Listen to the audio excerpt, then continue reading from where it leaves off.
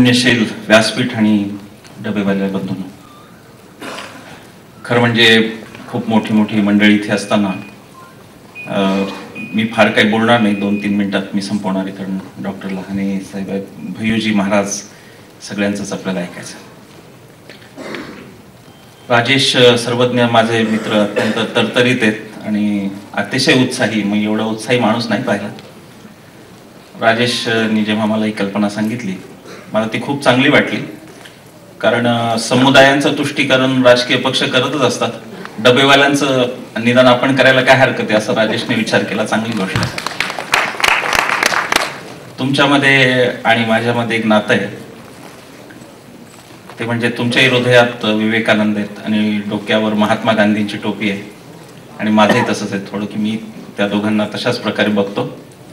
तुमच्यात माझ्या टोपीचं एक दृढ नातं आहे, पण मला घातलेली टोपी मी उलटी करून पाहिली, लिहिलेलं नाही ना काही, म्हणून लिहिलेली टोपी असली की भीती वाटते जरा. ही गांधी टोपी चांगली आहे, पांढरी स्वच्छ, ती स्वच्छतेचं प्रतीक आहे, पांढरं स्वच्छ, चांगली गोष्ट आहे. अविरत तुमची अविश्रांत धडपड मी कित्येकदा लोकल मध्ये जाता येता बघितलेली आहे.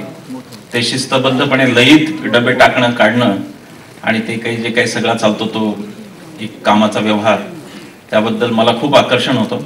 आपल्यातले काही सहकारी माझ्या कार्यालयात आले आणि मी त्यांना खूप प्रश्न विचारले, मग हे कसं होतं सगळं. खूप उत्सुकता असते बाहेरच्या माणसाला, आणि त्यातून इंग्लंडमध्ये तुमचा गौरव झाल्यानंतर तर भारतीयांची उत्सुकता अधिकच वाढली तुमच्याबद्दलची, की भारतीयांनाही वाटायला लागले की काहीतरी उत्सुकता ठेवण्यासारखं यात आहे. मला असं वाटतं की मानव सेवा माधव सेवा या तत्वाला धरून खरं म्हणजे एखादा समुदाय तयार झाला की लगेच तो कुठल्या तरी वेगळ्या वाटेने जाण्याची शक्यता असते. मग तो एखाद्या राजकीय पक्षाशी जोडला जाऊ शकतो, असा कामगार संघटनांचं वगैरे आपण पाहतो. पण तुम्ही त्यापासून खरं म्हणजे वेगळे राहिलात, सात्विकता तुमच्यातली टिकून राहिली, आणि कुठलाही राजकीय पक्ष नाही तर आम्ही आमचा स्वतंत्र एक पक्ष आहोत. तो मला असं वाटतं की ज्ञानोबा तुकारामांचा जो वारसा तुम्हाला मिळाला त्यातून ते आला असावं असं मी समजतो.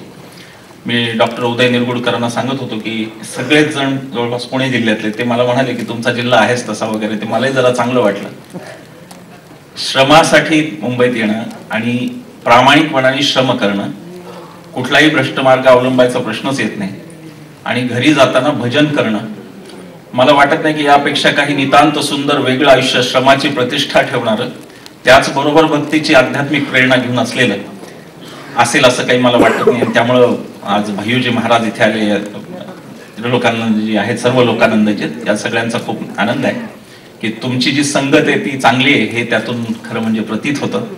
याचा अर्थ मी बाकीची वाईट संगत असते असं म्हणत नाही, पण सात्विकता टिकून ठेवणं हे मला असं वाटतं की तुमचं विशेष आहे. 125 वर्ष पूर्ण होत आहेत, हा इतिहास अत्यंत दैदिप्यमान आहे. आणि मला गुरुजी असं सांगण्यात आलं की या 125 दिवसांमध्ये त्यांनी फक्त 1 दिवस सुट्टी घेतली, आणि ती दिल्लीत 125 वर्षांमध्ये एकच सुट्टी घेतली, आणि ती दिल्लीच्या रामलीलावरच्या अण्णांच्या आंदोलनाला पाठिंबा देण्यासाठी दिली. खरोखर अशी माणसं आहेत, असे लोक आहेत म्हणून हा देश चालला, अन्यथा हा देश चालणार नाही याच्याबद्दल माझ्या मनात कुठलीही शंका नाही. मी आपल्या सर्वांना शुभेच्छा देतो. आपल्या सर्वांना, आपल्या परिवारांना चांगलं आरोग्य मिळो, उत्तम संस्कार आपले आहेत, मुलं आपली चांगली निघतीलच, त्याच्यात काही शंकाच नाही. देव आपल्या सगळ्यांना उदंड आयुष्य देवो आणि समृद्धी देवो, एवढंच मी या ठिकाणी म्हणतो आणि रजा घेतो. धन्यवाद.